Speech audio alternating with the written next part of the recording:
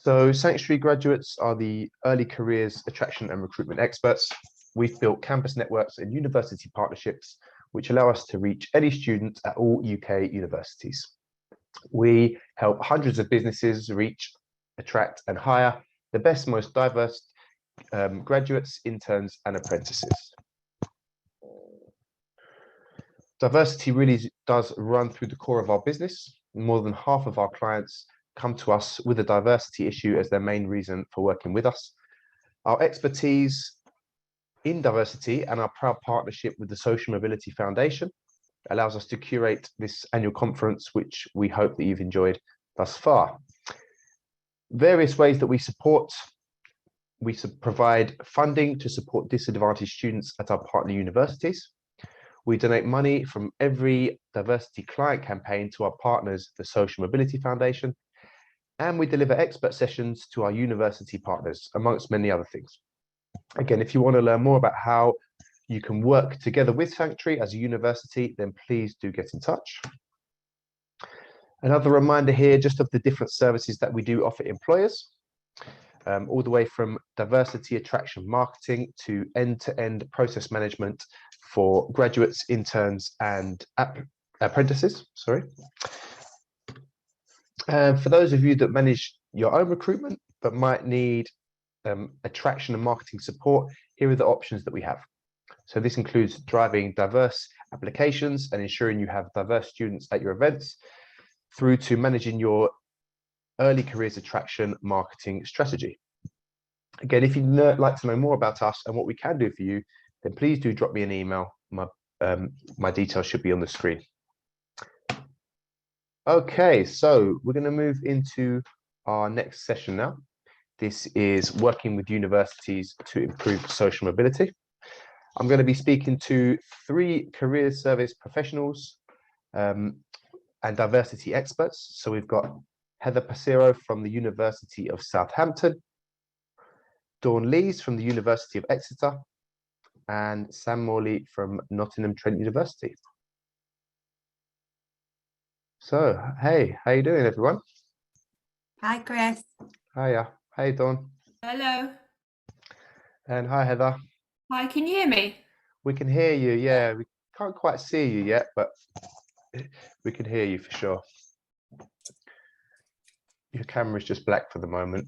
Yeah, I do have my video on. I'll do some fiddling. No problem at all.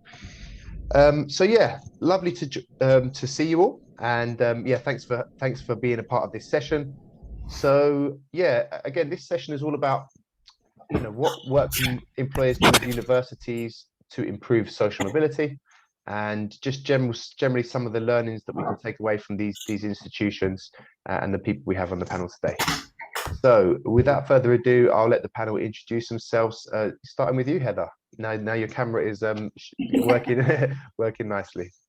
Okay, hi, I'm Heather Passero, a career consultant working at University of Southampton and linked to our widening participation and social mobility division, working to support the robust Ignite programme students, a set of students who are underrepresented in higher education and in the graduate labour market, on course and to progress, as well as running the My Generation Career Coaching Programme, offering one-to-one coaching support for those who are the first member of their family to participate in university. And I work with colleagues in employer engagement and widening participation teams to ensure employers seeking to employ a diverse workforce reach our students. And I've conducted higher education career service unit funded research into first generation students studying at University of Southampton, and have recently written a book, a Higher Education Policy Institute book chapter being published by Edward Elgar in May about the My Generation Career Coaching Programme. Amazing, thanks Heather.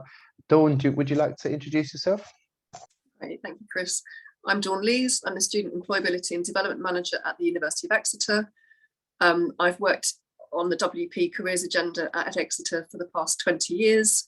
I'm the Deputy Chair of the Progression Working Group, and I'm involved in quite a few research projects with our Centre for Social Mobility, one of them on liminal passage using Lego serious play, which we also have a book chapter in the same book that Heather's mentioned coming out in May, and have other research projects underway at the moment to make sure that we're giving the best possible service that we can to our widening participation students. So it's an area that I'm really passionate about personally. I manage the 4 teams involved in teaching and learning for careers and employability, and one of those is a widening participation careers consultant, and I work really closely with our WP team. That's about me. Oh, done it again. Thank you, Dawn. Hey, Sam, how you doing? Do you want to introduce yourself as well? Yeah, sure. Thanks, Chris. Hi, everyone. It's great to be here today. My name's Sam Morley. I work at Nottingham Trent University in the employer engagement team, where I lead on our social mobility, diversity and inclusion projects with employers. So my role also sits within the social mobility student development team, supporting widening participation students. And my role is very much about connecting employers to those underrepresented groups at NTU.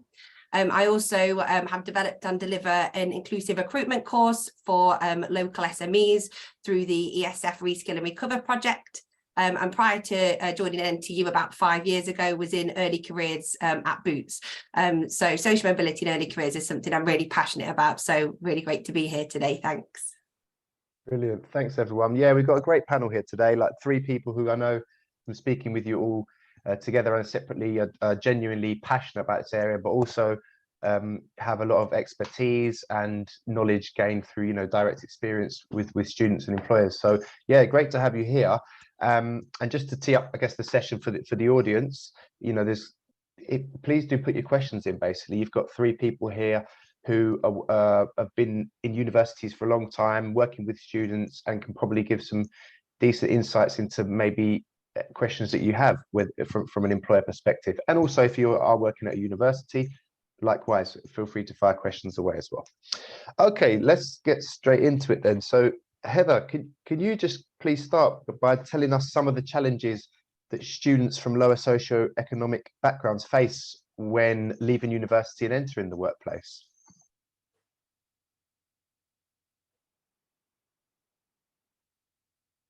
You're just on mute, Heather, sorry. Normally me, so thank you. I promise I've done before a few thousand times. Can you hear me now? It's just lagging a tiny bit. Try again now, Heather, sorry. Okay, can you hear me now? Yeah, you're good now, thank you. Perfect. All right, okay, so there is a range of challenges that underrepresented students face as they move towards the graduate labour market. And some of these can stem from a continuation of challenges that they've faced since entry to the higher education system. For example, some students may have had difficulty fitting in to the university environment around issues relating to what's kind of known as the unspoken rules. And these rules can be related to the kind of language, mannerisms and presentation style of communication that may have affected their confidence, given that they're surrounded by a very middle class culture in the higher education environment. And students who have ambitions to enter some of the so-called elite professions, for example, law, finance, medicine, and central government, can carry this anxiety into the recruitment and induction stages of their professional journey. And although there's some excellent work being done by graduate recruiters with clear aims to level the playing field and create a more diverse workforce, but you know, we all know a more diverse workforce is a more effective workforce. And also making connections and expanding networks can also seem daunting, as underrepresented students and graduates are starting from scratch with no family connections or lived templates to draw upon.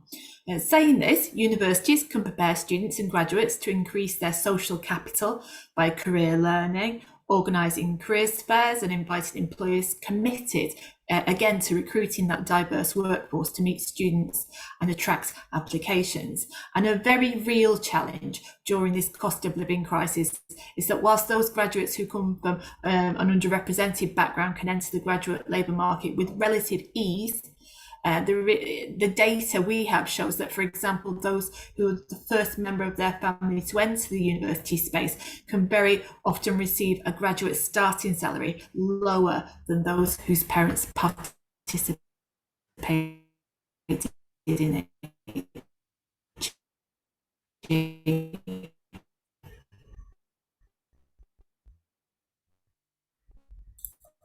Just give Heather a second. I think her connection's lagging slightly.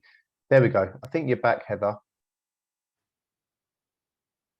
I'm sorry?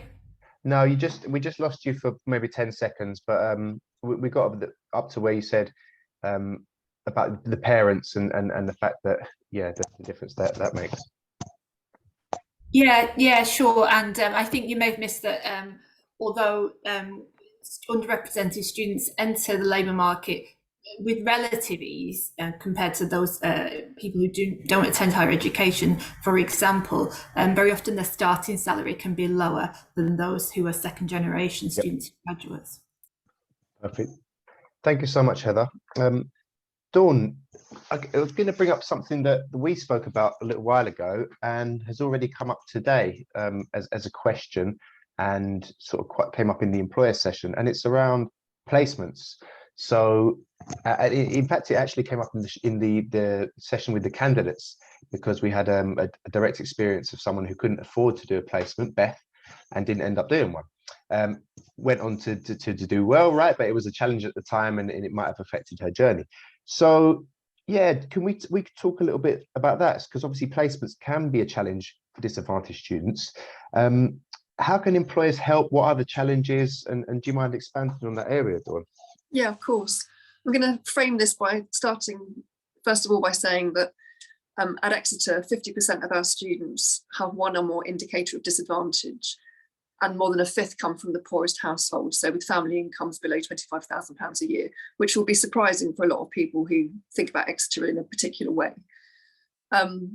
And for Exeter, we have a graduate outcomes gap of more than 3% for students who receive an access to Exeter bursary, and our aim is to reduce that by 1.5% by 2025.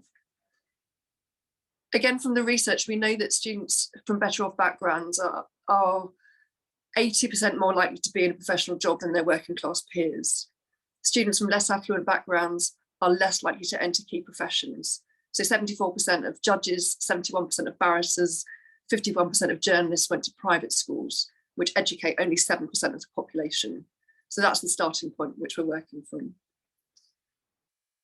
If you undertake a placement, we know that that improves graduate prospects for every student, including those from lower social economic groups. Students who have completed a placement whilst at university are more likely to secure graduate level work and a higher starting salary upon completion of their degree than those that don't do a placement. So this suggests that if we can increase the number of students from lower social economic groups to do a placement, we can improve their graduate outcomes and their social mobility. That seems like a really simple equation. However, the research that we've done at Exeter shows that a smaller percentage of bursary holders were on placement programmes than their non-bursary holder peers. If you're a bursary holder, you're more likely to come off your placement programme and you're less likely to secure a placement. So it's kind of stacked against you about getting a placement. Is much harder if you're a bursary holder for a whole variety of reasons. Undertaking a placement doesn't just improve your graduate outcomes though. By undertaking a placement, students often perform much better academically in their final year and obtain a higher level degree than their predicted grade pre-placement. So it's got this kind of overall improvement in a student performance.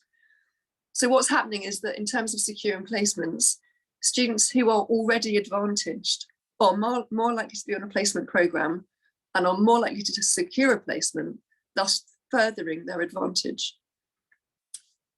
And as Heather's already mentioned, there's social, economic, cultural capital issues here, where students have to make a decision about undertaking a placement.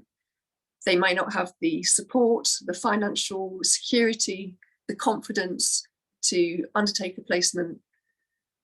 They may be under pressure to secure a graduate role quickly and start earning money rather than spending another year at university and paying 20% tuition fees for the privilege of doing so. And so it's a kind of real catch-22 situation for these students. So how can employers help? Understanding the data is a really good starting point. Do you know who is on your placement programs? Are you marketing your placement programs to students that are from lower socioeconomic groups that are in that widening participation category? You need to make it clear to students that you welcome students from diverse backgrounds and that you'll support them during the placement year. For some students that have just gone to university, the prospect of uprooting themselves again and re-establishing themselves somewhere else is really daunting, and particularly so if you don't have the support to make that happen. So if you've got a large placement program, developing networks so students can support each other and come together as a community is really important. Paying for travel and accommodation can really help students. And particularly if you've got a large placement program, think about having accommodation for students that really takes the pressure off them finding somewhere to live, which can be a really, really tricky stumbling block for some students.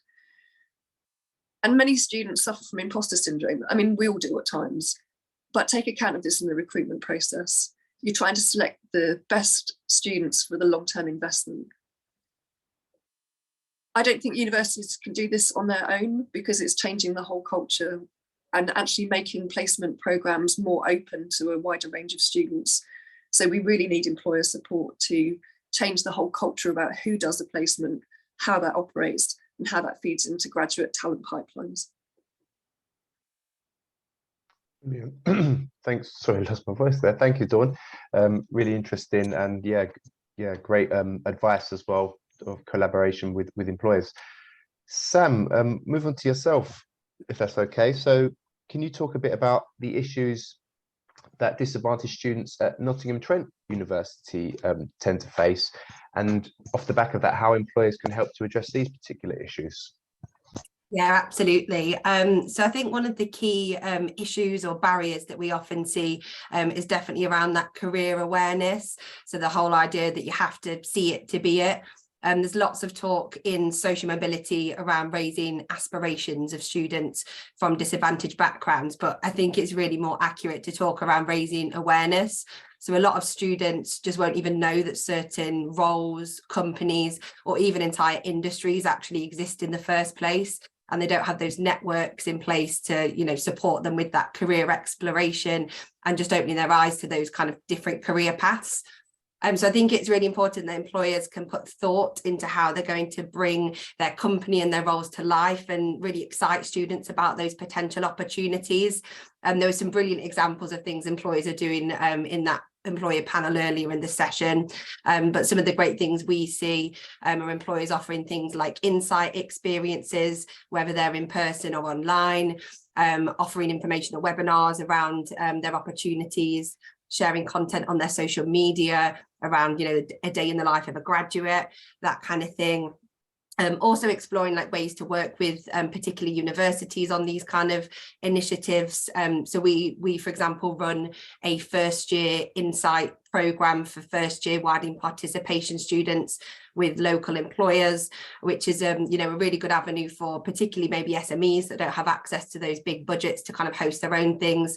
So I definitely say for employers to kind of look at opportunities that are already existing out there with their local universities. Confidence to apply to roles as well is definitely, or just general confidence is one of the things that always comes up. I know Dawn's just mentioned imposter syndrome. We find that a lot of our students at NTU feel like what they perceive to be more elite employers don't actually want applications from a student from their background, and they're looking for this particular mold of a candidate, with that polish or culture fit that we hear a lot about.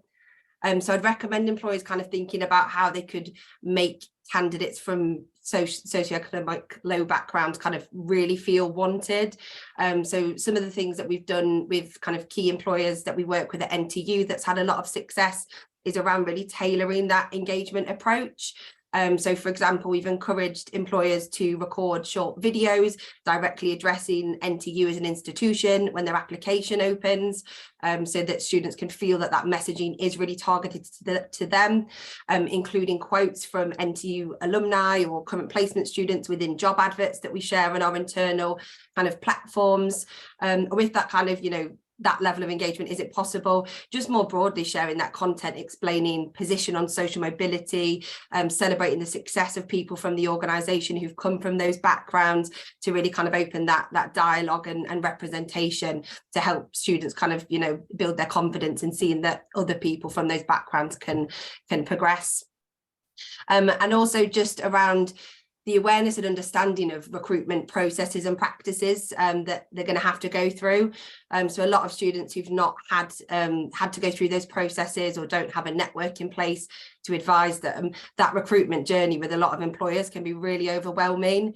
And we know that a lot of students from disadvantaged groups will have to focus, well, don't have to, but feel like they have to focus so heavily on their studies and academic success.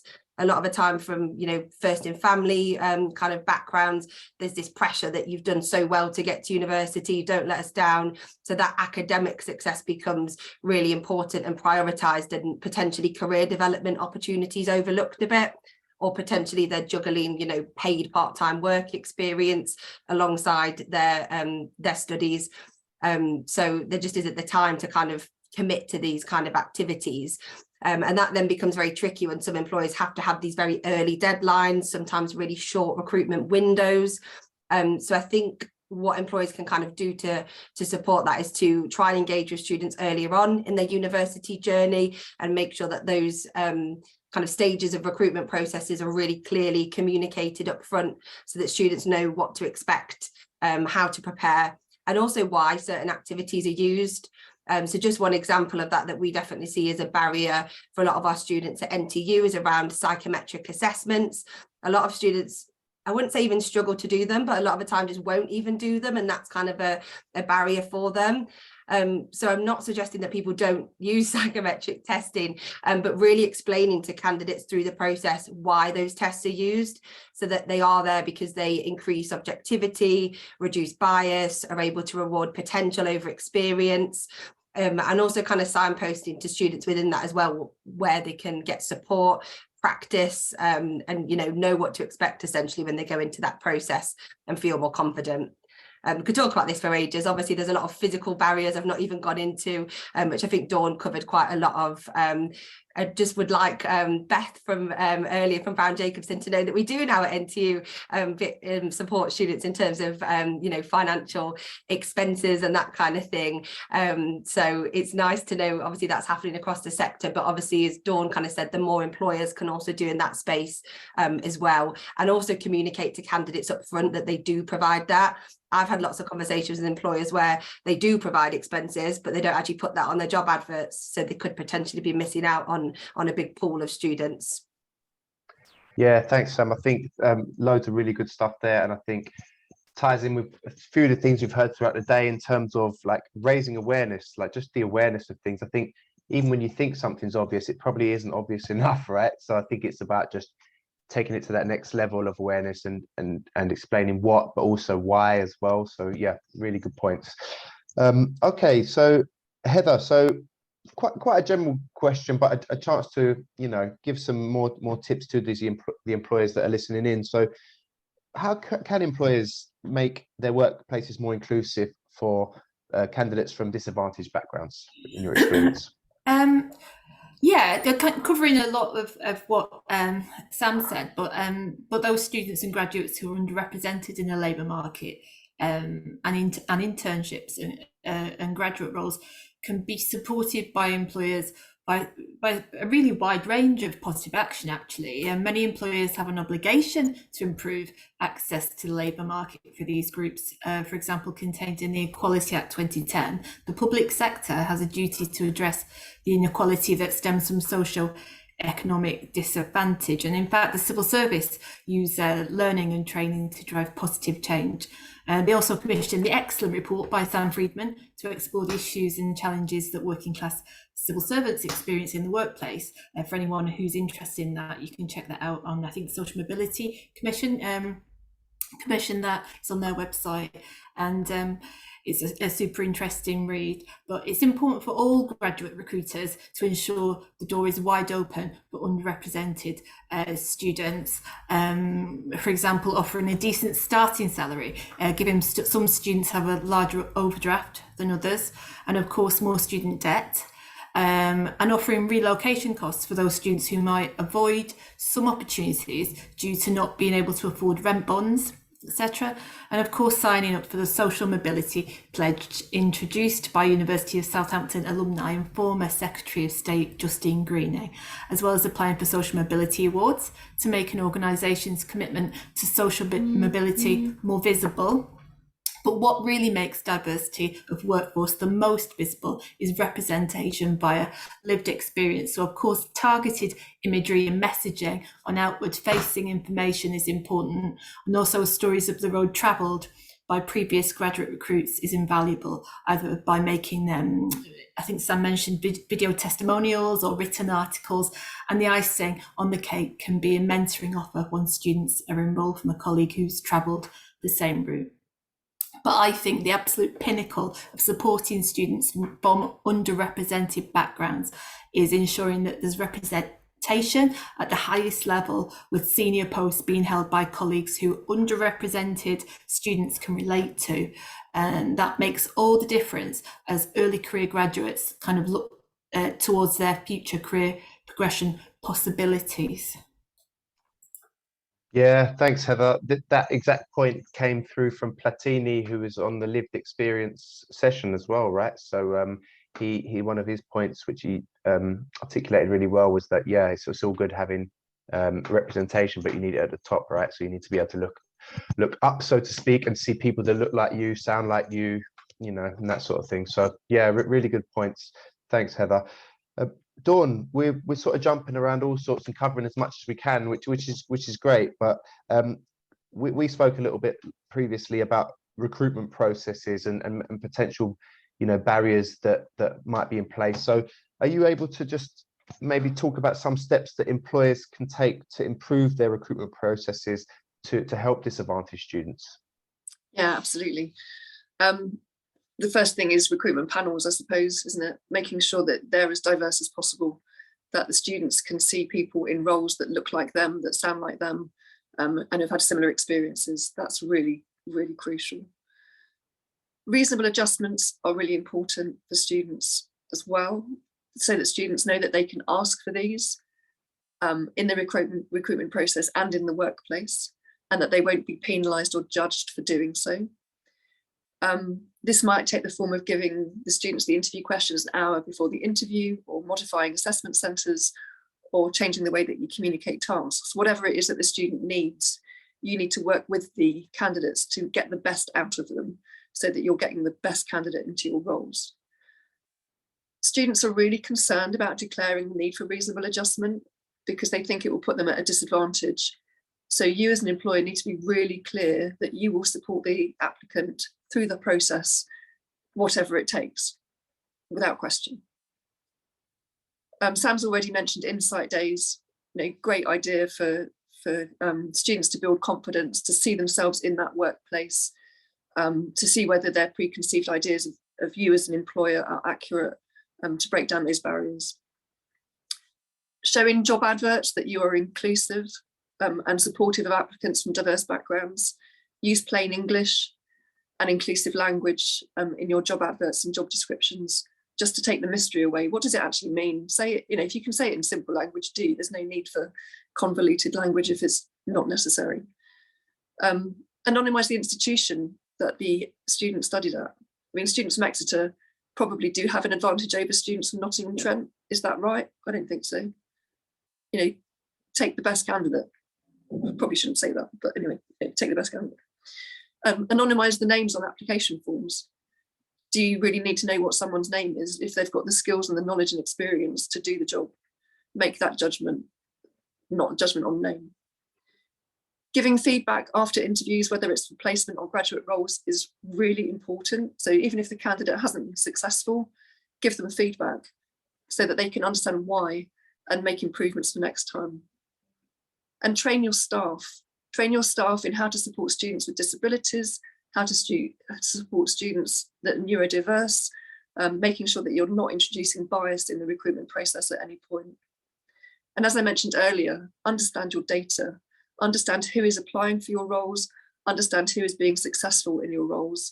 And if there's an imbalance there, make sure you're doing something to address it. Brilliant. Thank you so much, Dawn. Loads of really great points there that employers can definitely take away and run with. Sam, just coming back to you then, I guess, what advice would you give to employers who want to diversify their pool of candidates?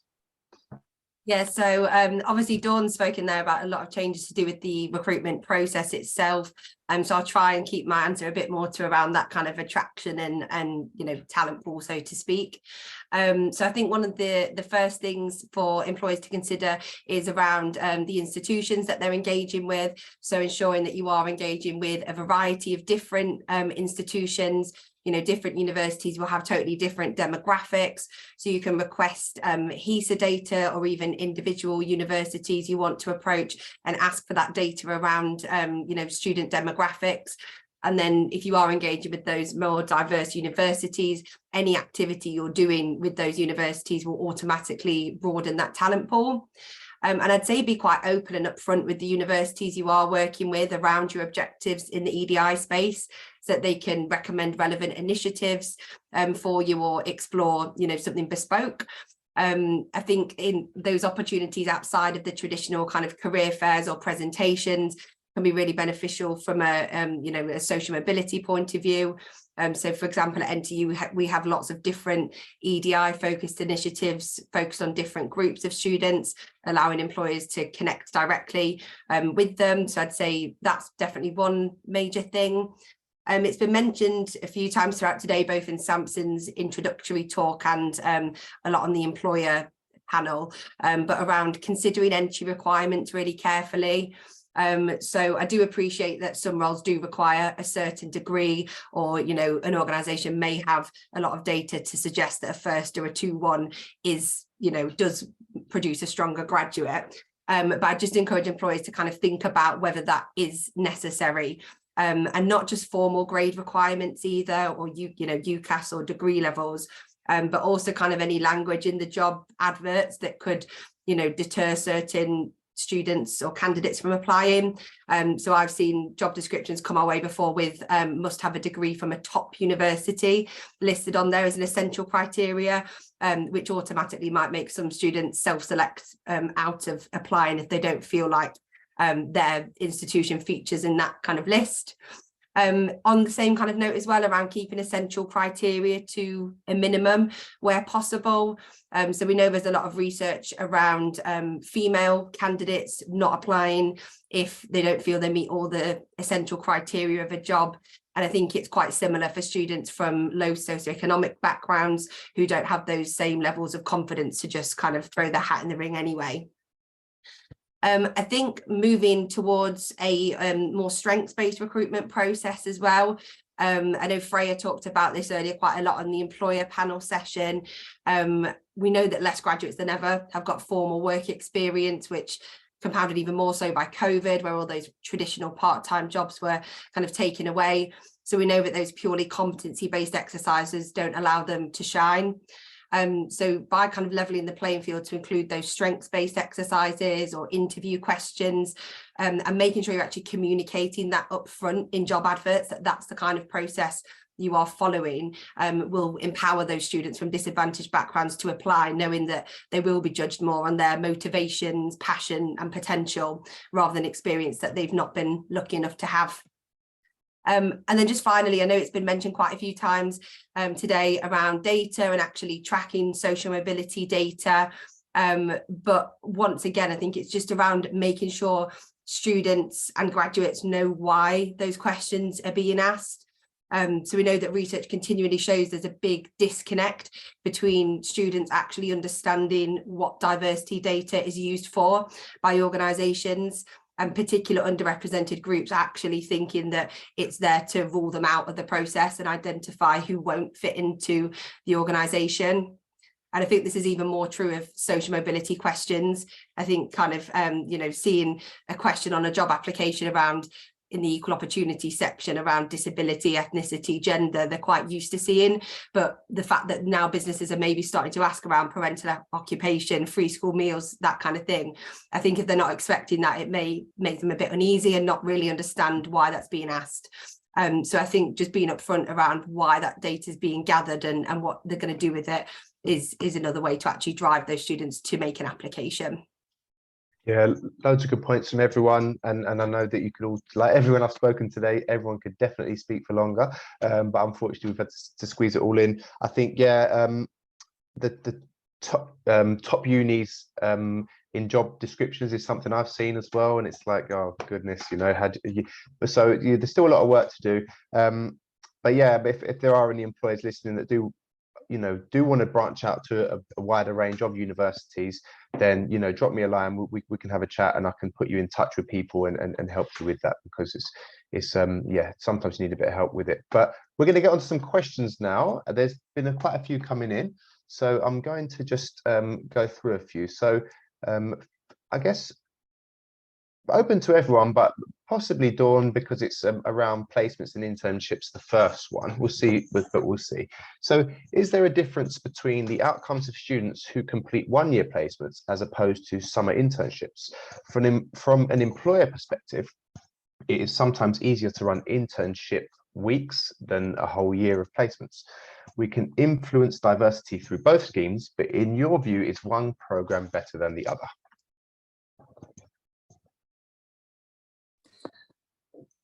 Any work experience is better than no work experience.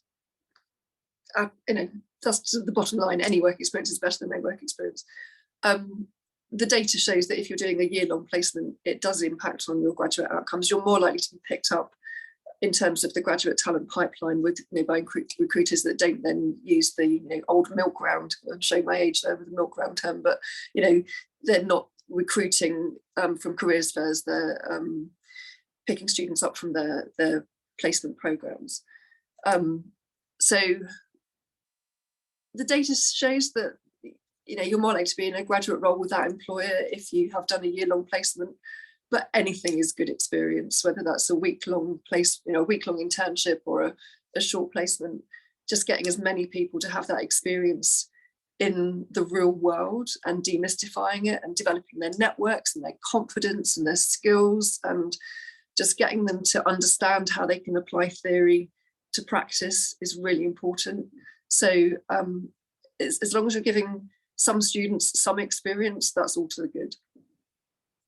Perfect. I'm going to move on to another question. Thank you so much, Dawn. So from anonymous attendee, being frank, we are a small firm and not currently very diverse when it comes to background. I'm passionate about changing this, but we don't currently have the role models that we can shout about, nor the resources available to much larger firms. Any ideas on what else might encourage disadvantaged students to apply to our program? I kind of want to echo, I think maybe Dawn and Sam have touched upon this when they've been talking this afternoon, but targeting institutions that run programs with relevant skills to the graduate roles that you're advertising, and speaking to those students by institution name and saying, we're looking for you, we want your skills because of this, that, what's involved in your curriculum, be specific about technical skills as well as soft skills, and just speaking to the individual by institution, visiting those institutions, selling themselves as an employer. I think that will work. Just kind of getting out there and reaching the students.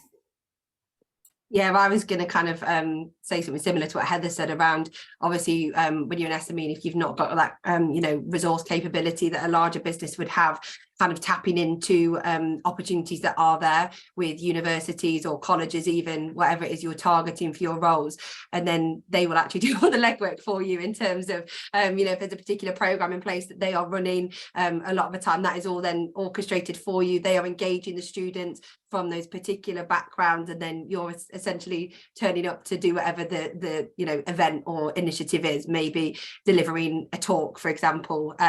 So we do a program, for example, for second year widening participation students seeking placements. It's a 4-week program all around building like confidence, resilience, commercial awareness. As part of that, we look for employers to come and speak to students about placement opportunities, you know, an hour out of your day maybe to come to something like that. And I think most universities will do similar things. And I think that's potentially some of the barriers, I think, especially maybe when you're a small business, is it's, you know, there's a lot going on out there in the sector, and a lot of different opportunities. And I think equally as well, when, you know, you think often of local universities, but it, you know, maybe that students are studying at a university elsewhere, but actually, you know, have a home, their home is based where your business is. So I would say you can kind of think quite broadly around that as well. And then also as well, I think it was Tom Lyers who mentioned it on the Brown Jacobson kind of element of the panel earlier, around some of the changes you can make, you know, don't have to cost like time or resource. They can be some of those, you know, quick wins around using inclusive job adverts, like gender decoders on your job adverts, thinking about requirements, offering candidate coaching, like, you know, a half an hour call with any candidate that applies to, you know, give them advice and that kind of thing. So there are some easier things, but acknowledge that it's harder when you don't have the resource of a KPMG of the world, for example. Yeah, that's it, isn't it? I think that I through my role, I know that there's so many universities out there doing amazing things. So I guess one's first step for some might be that you just need to know about them in general. So obviously that's where we can help. But if you have the resource, then yeah, get into, especially if you're an SME, get into those organizations individually around your area and get into the programs. But yeah, that's obviously something that we're able to help with. So just drop me a line. I can introduce you to anyone on the panel, or talk about other things that we can help you with as well. So there's a few more questions. One that's got a good few thumbs up, which I'm going to have to ask. Brilliant session so far. This looks like it's from someone working at a university. I'd be intrigued to know, how do you encourage students from underrepresented backgrounds to attend career-related events and insights from employers? When we've run or attended careers events and skills workshops, they've been dominated by postgraduate students, many of the time international, and then look to secure graduate employment off the back of that. So essentially, basically, they're struggling to target students from a, you know, from a social mobility type background, even when they're trying to communicate that message really clearly. So any advice on that from the panel? And I would say that we've learned the hard way of running events and, yeah, being flooded by international postgrad students or 2 students, you know. We had a really successful event last week where we had ONS, D Young & Co, we had Hampshire and Isle of Wight Constabulary attend, and we promoted to our WP programs, Ignite, and our career coaching program for first generation students. But we also targeted IMDQ1 on admission students via email, household income below 30k, and kind of rolled it out bit by bit until we got the numbers, but really made sure we were reaching the right people. We had a really good turnout. So blanket social media, kind of intranet posts don't work, but that targeted email, we're really careful with messaging as well, and being specific that employers are coming to see the student who's reading the email specifically because of their unique attributes and because they're looking for a more diverse workforce. Just real quickly there, that question was actually from an employer, not in a university, so I got that one wrong. Any more final thoughts on that at all? We're probably going to have to wrap up in a second. I just think for us, it's been really helpful having a careers consultant that's dedicated to work with widening participation students, who can get to know them really well, who's got capacity to see them for multiple guidance appointments and to really direct students and work with them to get them to employer engagement activities, help them develop their skills, work with our student unions, and actually provide a really good holistic support package so that we are picking up the students that we really need to see.